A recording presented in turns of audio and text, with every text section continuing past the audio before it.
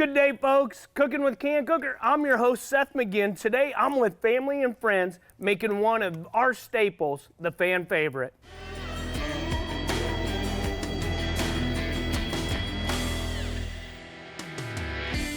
Let's get started. It's super easy. Rack, 2-piece, one on one side, the other on the other. Potatoes. Carrots, cabbage,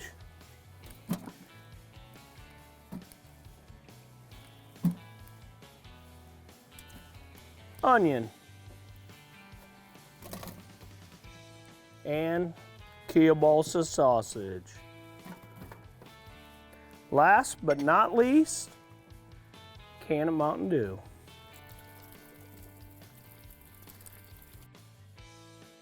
Don't forget the one baby carrot. Place that on top, and when that carrot's done, it'll be perfect.